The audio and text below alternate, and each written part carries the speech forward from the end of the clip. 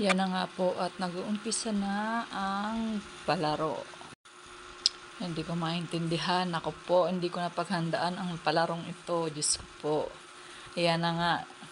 Binaligtad ko na nga yung damit ko upang siya ang ipangsalo ko kasi hindi talaga ako magaling sumalo. Yan.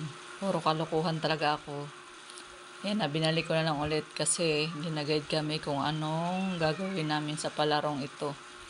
Yan na nga po. Yan, hagisan pala ng itlog yan, mga idol. Ayan na. Kanya-kanyang kapartner.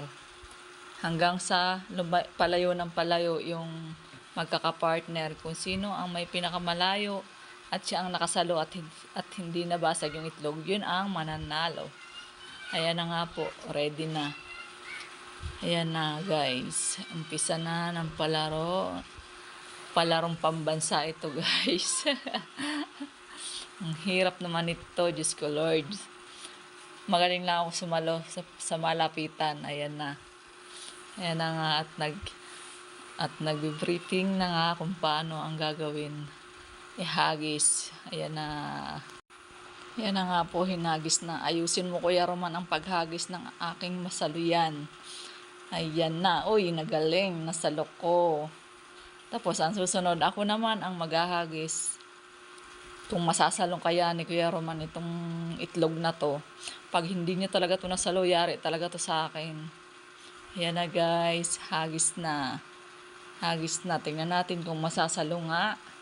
At meron bang na-out? Walang na-out, guys. Uy, ang galing. Tuwang-tuwa. Oh, may nalaglag. Bawas sa kalaban. Nalaglag ang itlog. Si Weng ang unang natanggal. Ayan na nga, guys.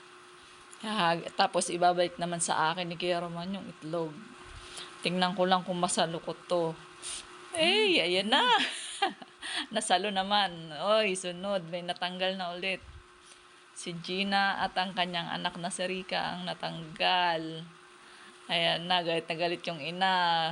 Kala daw niya siyang hindi makakasalo ng itlog, yung pala yung anak niyang hindi makakasalo.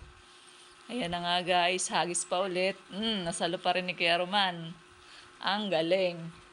Tingnan ko lang dito sa susunod kung masalo ko pa to.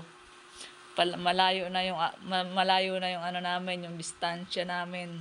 Paano kaya to masalo? Ayan na, guys, at may committee nga. Siya ang tumitingin kung may nalaglag o may nabasag man na itlog. Kahit na masalo mo yun at basag, tanggal ka na. Kaya kailangan ingatan na hindi mabasag ang itlog. Ayan na. Uy, nasalo ko pa rin, guys. Ang galing. Hanggang saan naabot ang pagsalo ko ng itlog na to. Ayan na, may natanggal kaya.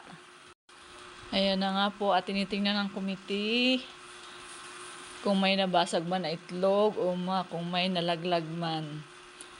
Ayan na, susunod, ako naman ang maghahagis ng itlog kay Kuya Roman. Tingnan ko lang kung masalo niya to. Uy, ang galing, nasalo pa rin.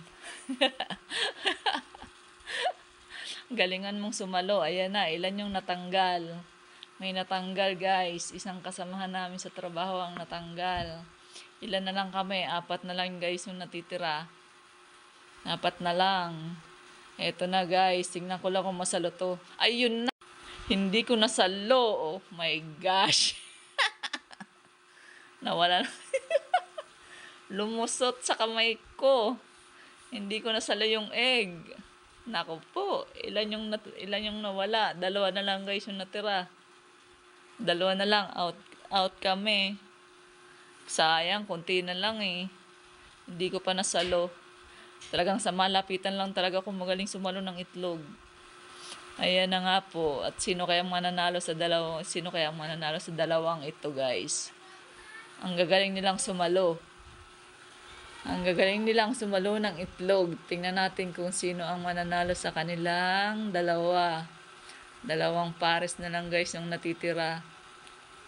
Tingnan natin, malaki daw yung pa-premium niyan, guys.